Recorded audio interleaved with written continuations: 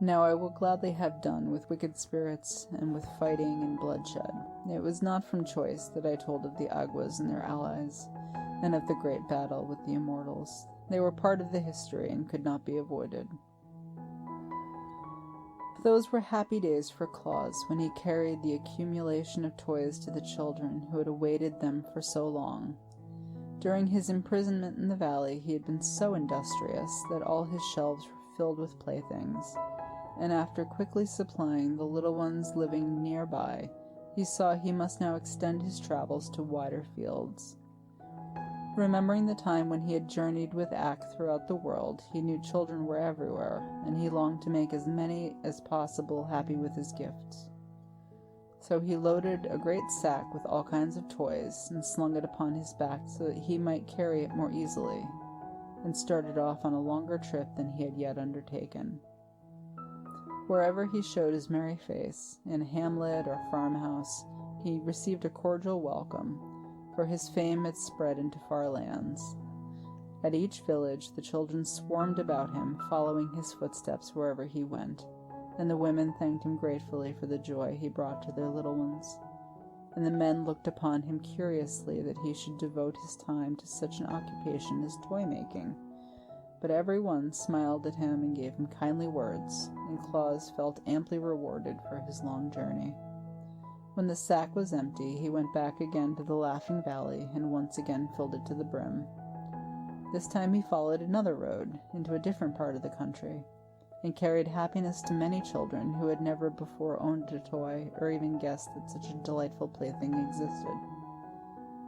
After a third journey, so far away that Claus was many days walking the distance, the store of toys became exhausted, and without delay he set about making a fresh supply.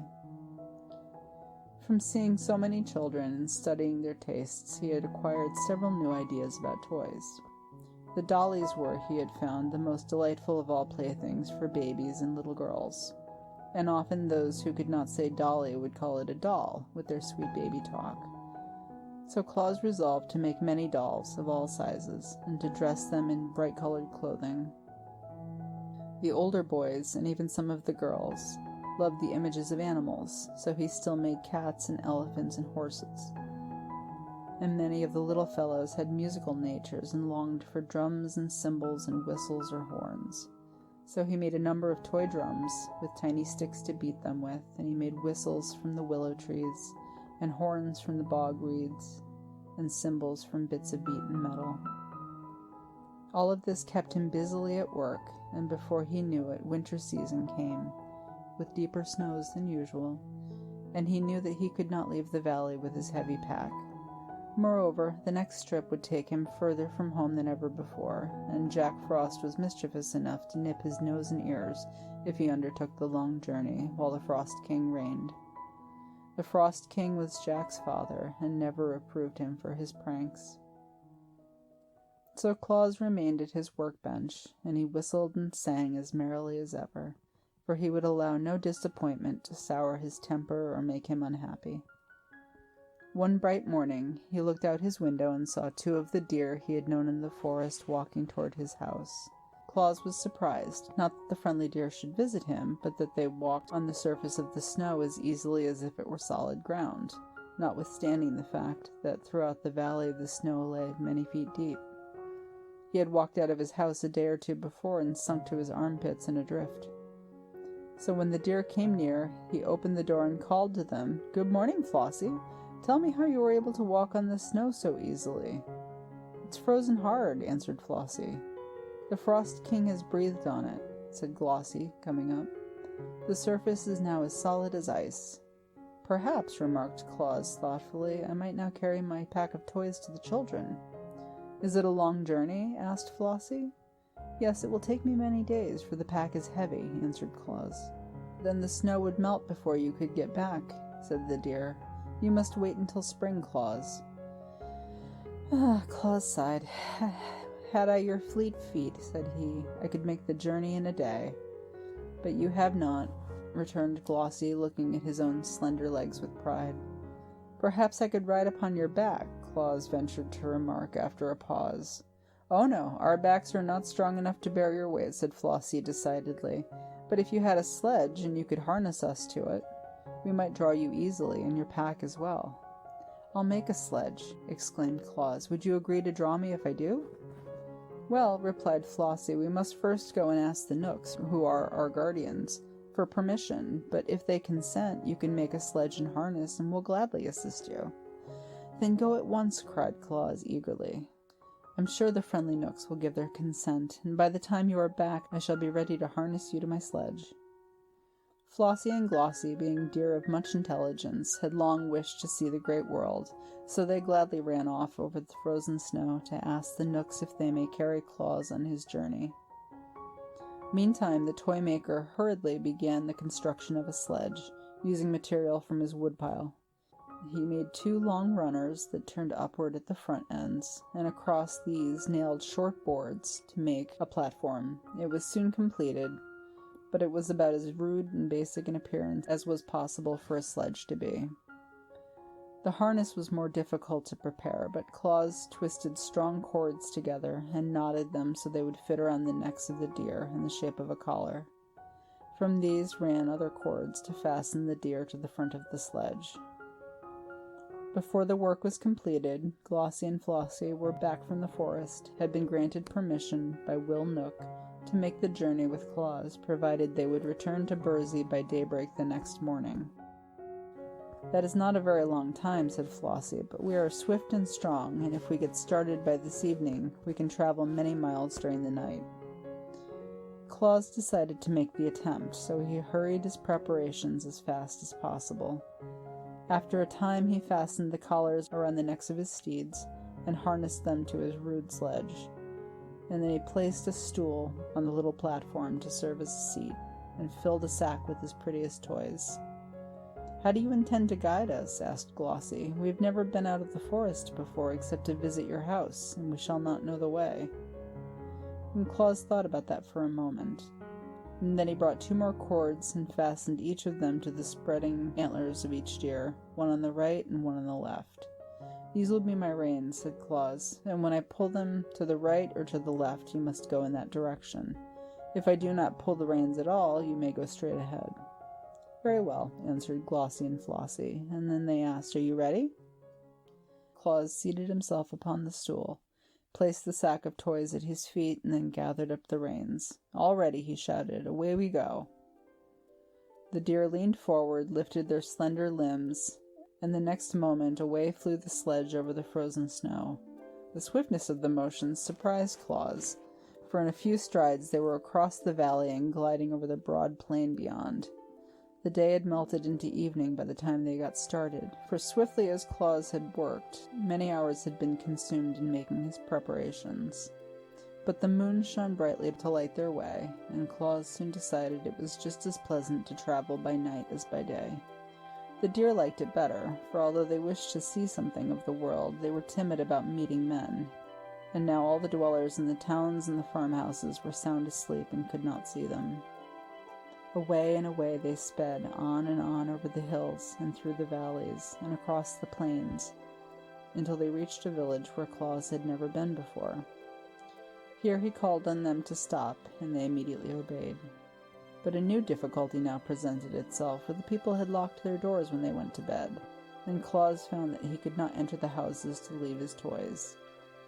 "I'm afraid, my friends, we have made our journey for nothing," said he, "for I shall be obliged to carry my playthings back home again, without giving them to the children of this village." "What's the matter?" asked Flossie. "The doors are locked," answered Claus. "I can't get in." And Glossie looked around at the houses. The snow was quite deep in the village, and just before them was a roof only a few feet above the sledge. The broad chimney, which seemed to Glossie big enough to admit Claus, was at the peak of the roof. "Why don't you climb down that chimney?" asked Glossie. And Claus looked at it. "That would be easy enough if I were on top of the roof," he answered. "Then hold fast, and we'll take you there," said the deer. And they gave one bound to the roof and landed beside the big chimney. "Good!" cried Claus, well pleased. And he slung the pack of toys over his shoulder and got into the chimney. There was plenty of soot on the bricks, but he didn't mind that, and by placing his hands and knees against the sides, he crept downward until he reached the fireplace. Leaping lightly over the smoldering coals, he found himself in a large sitting room. where a dim light was burning. From this room, 2 doorways led into smaller chambers. In one, a woman lay asleep with a baby beside her in a crib. Claus laughed, but he didn't laugh aloud for fear of waking the baby. And then he slipped a big doll from his pack and laid it in the crib. The little one smiled as if it dreamed of the pretty plaything it would find in the morning. And Claus crept softly from the room and entered the other doorway. Here were 2 boys, fast asleep with their arms around each other's neck. Claus gazed at them lovingly for a moment, and then placed on the bed a drum, 2 horns, and a wooden elephant. He did not linger now that his work in the house was done, but climbed the chimney again and seated himself on his sledge. "Can you find another chimney?" he asked the reindeer. "Easily enough," replied Glossie and Flossie. Down to the edge of the roof they raced, and then, without pausing, leaped through the air to the top of the next building, where a huge old-fashioned chimney stood. "Don't be so long this time," called Flossie, "or we shall never get back to the forest by daybreak." And Claus made the trip down this chimney also and found 5 children sleeping in the house, all of whom were quickly supplied with toys. When he returned, the deer sprang to the next roof, but on descending the chimney, Claus found no children there at all. That was not often the case in this village, however, so he lost less time than you might suppose in visiting the dreary homes where there were no little ones. When he had climbed down the chimneys of all the houses in that village, and left a toy for each sleeping child, Claus found that his great sack was not yet half emptied. "Onward, friends," he cried to the deer, "we must seek another village." So away they dashed, although it was long past midnight. And in a surprisingly short time they came to a large city, the largest Claus had ever visited since he began to make toys. But nothing daunted by the throng of houses, he set to work at once, and his beautiful steeds carried him rapidly from one roof to another, only the highest being beyond the leaps of the agile deer. At last the supply of toys was exhausted, and Claus seated himself in the sledge, with the empty sack at his feet, and turned the heads of Glossie and Flossie towards home. "What is that gray streak in the sky?" "It's the coming dawn of day," answered Claus, surprised to find that it was so late. "Good gracious," exclaimed Glossie, "then we'll not be home by daybreak, and the Knooks will punish us and never let us come again." "We must race for Laughing Valley and make our best speed," returned Flossie, "so hold fast, friend Claus."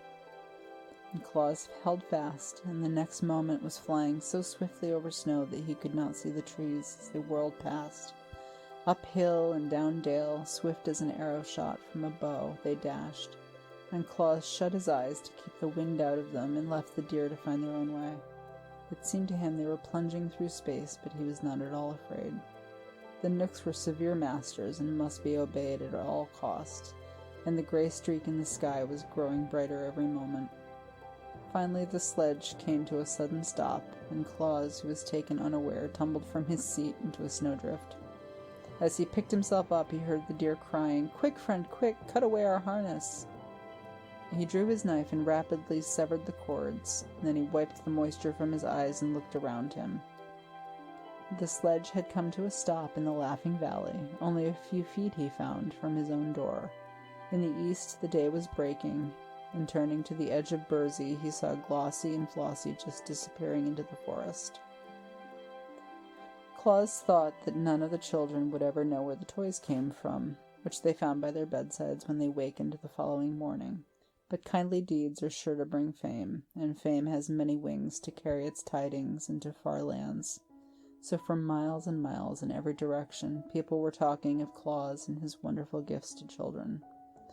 The sweet generousness of his work caused a few selfish folk to sneer, but even those were forced to admit their respect for a man so gentle-natured that he loved to devote his life to pleasing the helpless little ones of his race.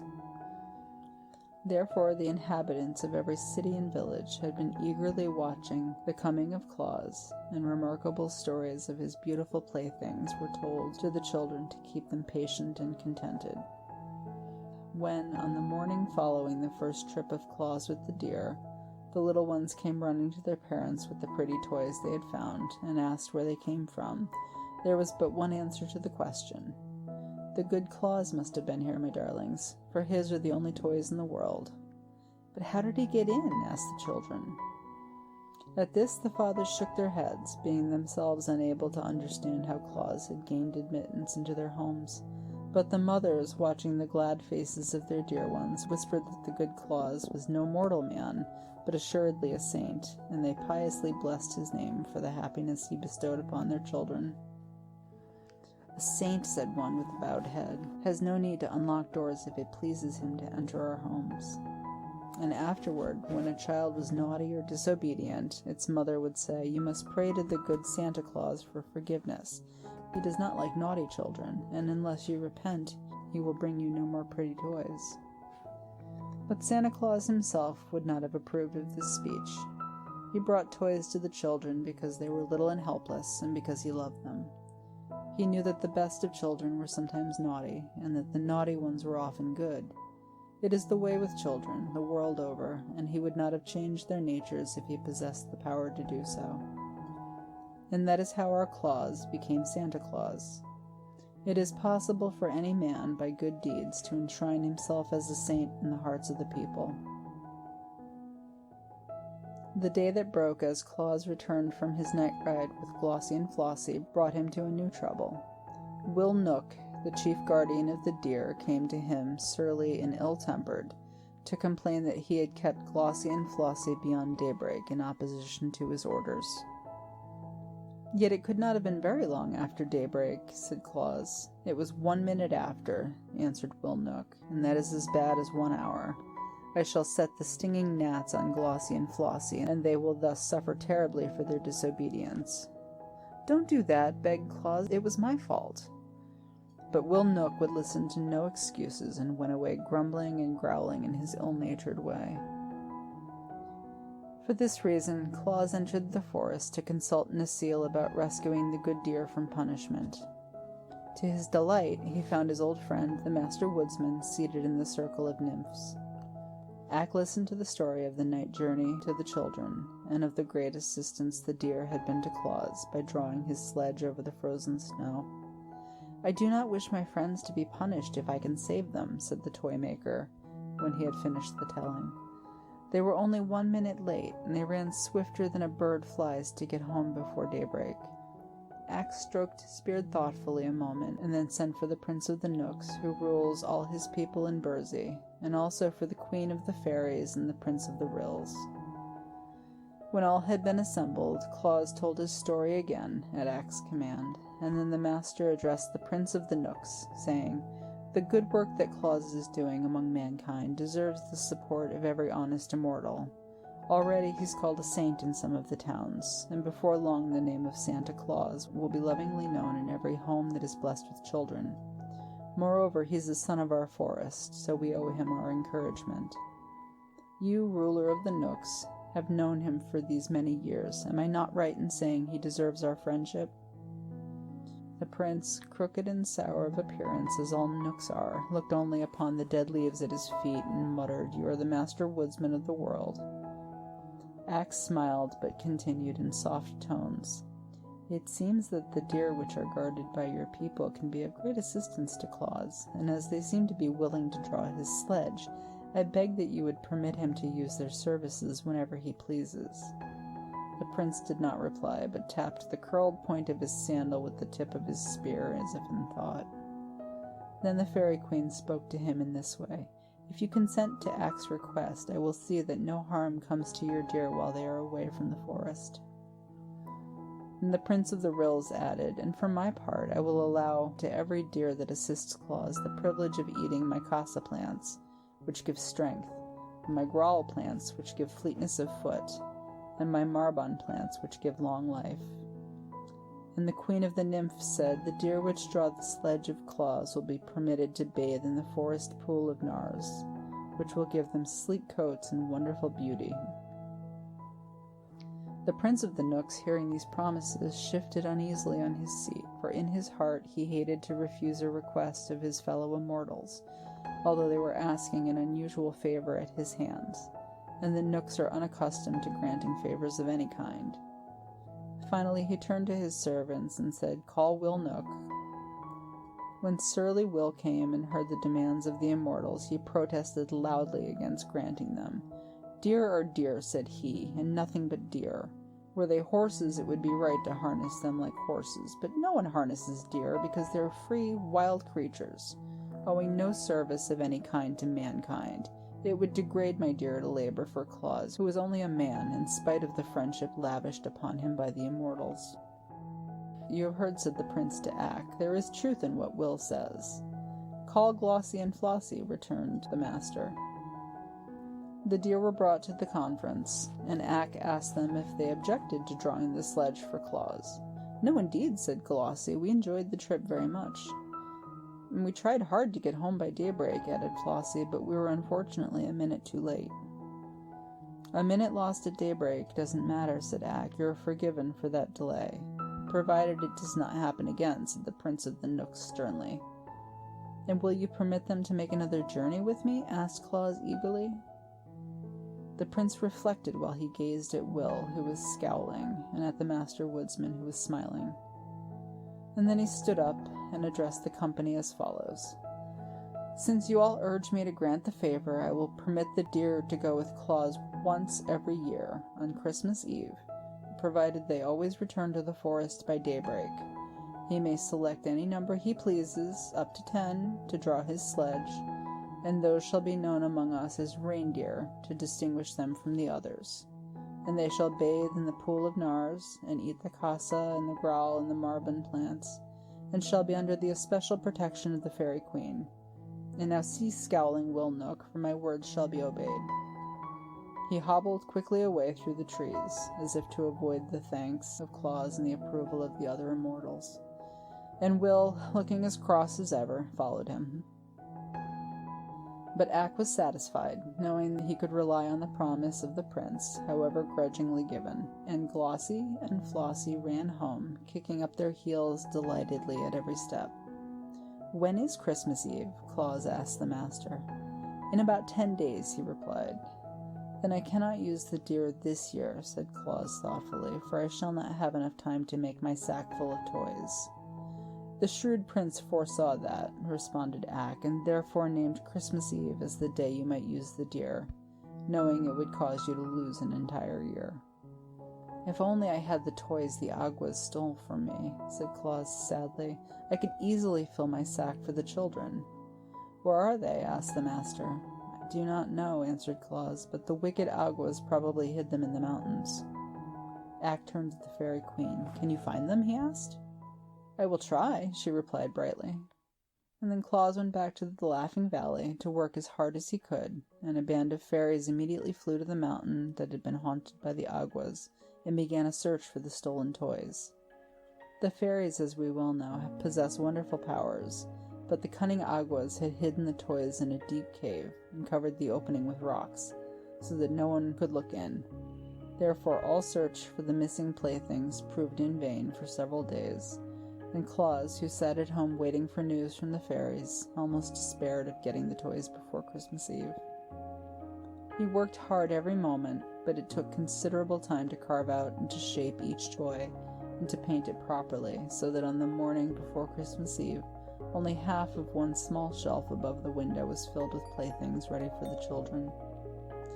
But on this morning, the fairies who were searching in the mountains had a new thought. They joined hands and moved in a straight line through the rocks that formed the mountain, beginning at the topmost peak and working downward so that no spot could be missed by their bright eyes. And at last they discovered the cave where the toys had been heaped up by the wicked Aguas. It did not take them long to burst open the mouth of the cave, and then each one seized as many toys as they could carry, and they all flew to Claus and laid the treasures before him. The good man was rejoiced to receive, just in the nick of time, such a store of playthings with which to load his sledge, and he sent word to Glossie and Flossie to be ready for the journey at nightfall.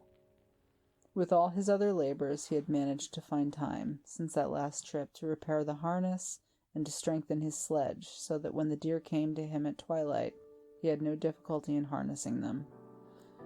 "We must go in another direction tonight," he told them, "where we shall find children I have never yet visited, and we must travel fast and work quickly, for my sack is full of toys and running over the brim."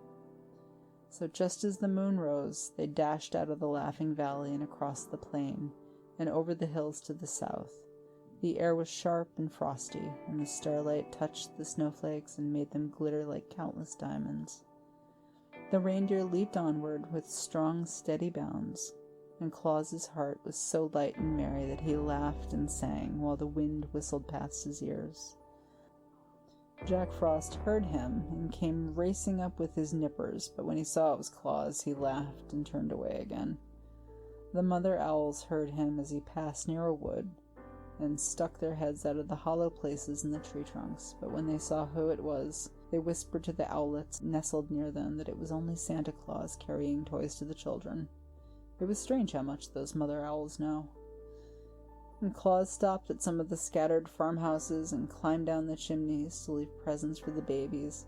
Soon he reached a village and worked merrily for an hour, distributing playthings among the sleeping little ones, and then away he went, singing his joyous carol. The deer liked the sound of his deep bass voice and kept time to the song with their hoofbeats on the hard snow. But soon they stopped at another chimney, and Santa Claus, with sparkling eyes and face brushed red by the wind, climbed down its smoky sides and left a present for every child the house contained. It was a merry, happy night. Swiftly the deer ran, and busily their driver worked to scatter his gifts among the sleeping children. But the sack was empty at last, and the sledge headed homeward. And now again the race for daybreak began. Glossie and Flossie had no mind to be rebuked a second time for tardiness. So they fled with a swiftness that enabled them to pass the gale on which the Frost King rode, and soon brought them to the Laughing Valley. It is true that when Claus released his steeds from their harness, the eastern sky was streaked with gray. But Glossie and Flossie were deep in the forest before day fairly broke. And Claus was so wearied with his night's work that he threw himself upon his bed and fell into a deep slumber. And while he slept, the Christmas sun appeared in the sky and shone upon hundreds of happy homes, where the sound of childish laughter proclaimed that Santa Claus had made them a visit. God bless him. It was his first Christmas Eve, and for hundreds of years since he has nobly fulfilled his mission to bring happiness to the hearts of little children. When you remember that no child, until Santa Claus began his travels, had ever known the pleasure of possessing a toy, you will understand how joy crept into the homes of those who had been favored with a visit from the good man, and how they talked of him day by day in loving tones, and were honestly grateful for his kindly deeds. It is true that mighty warriors and kings and clever scholars of that day were often spoken of by the people, but none of them were so greatly beloved as Santa Claus, because none other was so unselfish as to devote himself to making others happy. For a generous deed lives longer than a great battle or a king's decree or a scholar's essay, because it spreads and leaves its mark on all nature and endures through many generations. The bargain made with the Nook Prince changed the plans for Claus for all future time, for being able to use the reindeer on but one night of every year, he decided to devote all the other days to the manufacture of playthings, and on Christmas Eve to carry them to the children of the world. But a year's work would, he knew, result in a vast accumulation of toys, so he resolved to build a new sledge that would be larger and stronger and better fitted for swift travel than the old and clumsy one. His first act was to visit the Gnome King, with whom he made a bargain to exchange 3 drums, a trumpet, and 2 dolls for a pair of fine steel runners, curled beautifully at the ends. For the Gnome King had children of his own, who, living in the hollows under the earth, in mines and caverns, needed something to amuse them. In 3 days the steel runners were ready, and when Claus brought the playthings to the Gnome King, His Majesty was so greatly pleased with them that he presented Claus with a string of sweet-toned sleigh bells in addition to the runners. "These will please Glossie and Flossie," said Claus, as he jingled the bells and listened to their merry sound. "But I should have 2 strings of bells, 1 for each deer." "Bring me another trumpet and a toy cat," said the king, "and you shall have a 2nd string of bells like the first." "It is a bargain," said Claus, and he went home again for the toys. The new sledge was carefully built, and the Knooks bringing plenty of strong but thin boards to use in its construction. Claus made a high, rounding dashboard to keep off the snow cast by the fleet hooves of the deer, and he made high sides to the platform so that many toys could be carried. And finally he mounted the sledge upon the slender steel runners made by the Gnome King. It was certainly a handsome sledge, and big and roomy. And Claus painted it in bright colors, although no one was likely to see it during his midnight journey. And when all was finished, he sent for Glossie and Flossie to come and look at it. The deer admired the sledge, but gravely declared that it was too big and too heavy for them to draw. We might pull it over the snow, to be sure, but we would not pull it fast enough to enable us to visit faraway cities and villages and return to the forest by daybreak. Then I must add 2 more deer to my team, declared Claus after a moment's thought. The Nook Prince allowed you as many as 10. Why not use them all? Asked Flossie, and then we could speed like lightning and leap to the highest roofs with ease. A team of 10 reindeer, cried Claus delightedly. That would be splendid. Please return to the forest at once, and select 8 other deer as like yourselves as possible. And you must all eat of the casa plant to become strong, and of the grawl plant to become fleet of foot, and of the marbun plant so that you may live long to accompany me on my journeys. Likewise it will be well for you to bathe in the pool of Nars, which the lovely Queen Zerline declares will render you rarely beautiful. Should you perform these duties faithfully, there's no doubt that my next Christmas Eve the 10 reindeer will be the most powerful and beautiful steeds the world has ever seen. And so Glossie and Flossie went to the forest to choose their mates. Claus began to consider the question of a harness for them all. In the end he called upon Peter Nook for assistance, for Peter's heart was as kind as his body was crooked, and he is remarkably shrewd as well, and Peter agreed to furnish strips of tough leather for the harness. The leather was cut from the skins of lions who had reached such an advanced age that they died naturally, and on one side was tawny hair, while the other side was cured to be soft as velvet by these deft Nooks. When Claus received these strips of leather, he sewed them neatly into a harness for the 10 reindeer, and it proved strong and serviceable and lasted him for many years. The harness and sledge were prepared at odd times, for Claus devoted most of his days to the making of toys. They were now much better than his first ones had been, for the immortals often came to his house to watch him work and to offer suggestions. It was Nasile's idea to make some of the dolls say Papa and Mama. It was a thought of the Nooks to put a squeak inside the lamb so that when a child squeezed them they would say Ba! And the Fairy Queen advised Claus to put whistles in the birds so that they could be made to sing, and wheels on the horses so that children could draw them around. Many animals perished in the forest from one cause or another, and their fur was brought to Claus so that he might cover with it the small images of beasts that he made for playthings. A merry rill suggested that Claus make a donkey with a nodding head, which he did, and afterward found that it amused the little ones immensely. And so the toys grew in beauty and attractiveness every day until they were the wonder of even the immortals. When another Christmas Eve drew near, there was a huge load of beautiful gifts for the children ready to be loaded on the big sledge. And Claus filled 3 sacks to the brim and tucked every corner of the sledge box full of toys besides.